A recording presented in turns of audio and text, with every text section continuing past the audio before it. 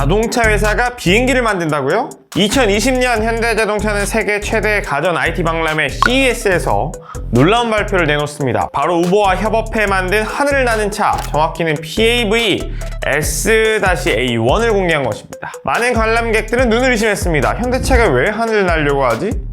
이 결정은 단순한 쇼잉은 아니었습니다. 이후로 현대차는 슈퍼널이라는 별도 법인을 2021년 설립하고 본격적으로 UAM, Urban Air Mobility, 즉 도심 항공 모빌리티 산업에 뛰어듭니다. 현대차는 왜 이렇게까지 하늘을 갈망하는 걸까요?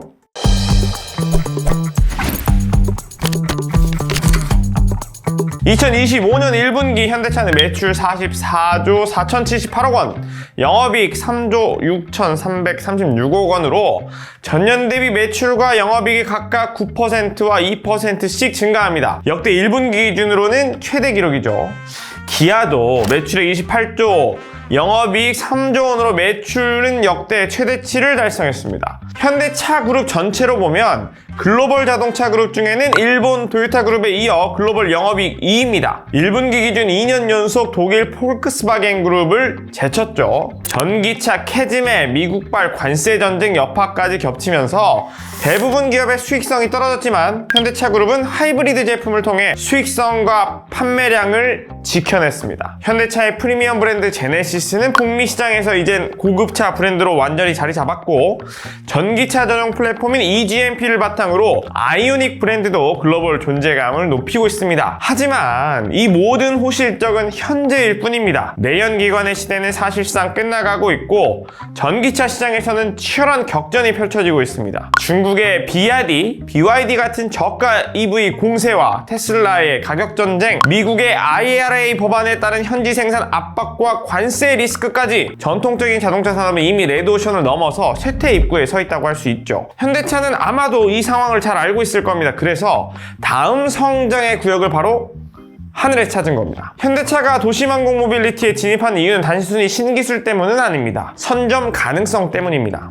미국의 투자은행 모건스탠리는 글로벌 UAM 시장 규모가 2040년에 1조 달러, 약 1,400조 원에 달할 것이라고 내다보고 있습니다. 그런데 아직까지 이 시장을 주도적으로 이끄는 테슬라와 같은 기업은 없었습니다. 미국의 조비 에비에이션이나 독일의 볼로콥터 등이 선두주자로 꼽히지만 이들은 대부분 소규모 스타트업으로 아직 양산 체계나 글로벌 인프라에서는 약점을 보이고 있죠. 하지만 현대차는 다릅니다. 이미 전 세계의 차량 제조 및 유통 인프라를 확보하고 있고요.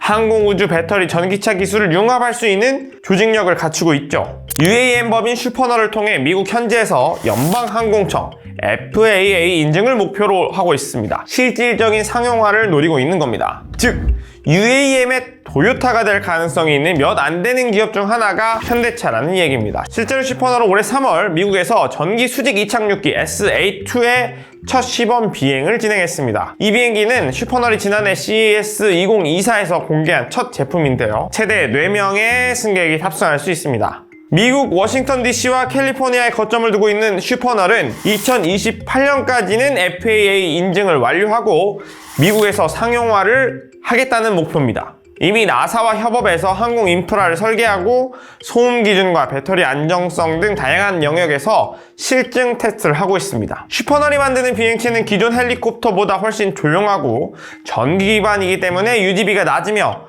친환경적인 기체가 될 것이라는 게 회사 설명입니다. 현대차는 단순히 하늘을 나는 비행체를 만드는 것이 목적이 아닌 것으로 보입니다. 현대차 그룹이 바꾸려는 것은 아마도 이동의 정의입니다. 과거의 자동차 산업을 보면 꽤 단순했습니다. 제조, 판매, 보험, 정비까지 진행되죠. 사용자는 직접 소유하고 운전하고 관리했습니다. 하지만 앞으로는 다를 것이라는 예측들이 나옵니다. 서비스형 모빌리티 시대가 열린다는 겁니다. 한마디로 차를 사지 않고도 이동을 필요할 때마다 차를 꺼내 쓰는 시대로 바뀐다는 겁니다. 택시를 부르는 것도 마스, 공유 전동 킥보드도 마스, 지하철과 버스 통합 환승 플랫폼도 마스, 궁극적으로는 하늘을 나는 택시도 마스의 최종 진화형입니다. 이 모든 것들은 앱 하나로 연결됩니다. 결제, 예약, 경로 최적화, 교통수단 간 연계까지 모두 플랫폼이 처리하는 것이죠. 지금까지 완성차 기업은 한번 판매하고는 끝이었습니다. 하지만 마스 플랫폼에서는 사용자가 이동할 때마다 수익이 발생할 수 있습니다. 소유에서 구독으로, 판매에서 사용으로 완성차 업체 입장에서는 지속적인 수익 모델로 진화하는 것입니다. 현대차는 이를 통해 단순한 자동차 제조사가 아니라 이동을 설계하는 기업으로 확장하고자 하는 것으로 보입니다. 물론 UAM은 아직 걸음마 단계가 맞습니다. 사람들은 정말 하늘을 나는 걸 원하는 걸까요? 비행체 가격은 과연 얼마가 될까요? 도심 하늘길을 열기 위한 법과 제도는 준비되어 있나요?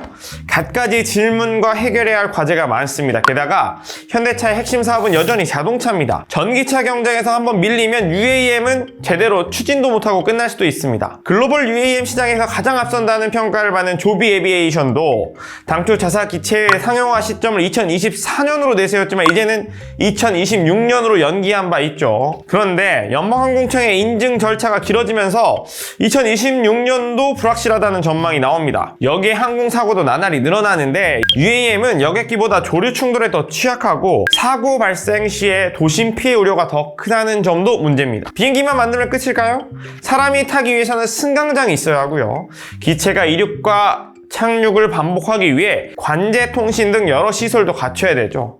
그 모든 문제를 해결해도 우리들이 쉽사리 타지 않으려 할 수도 있습니다.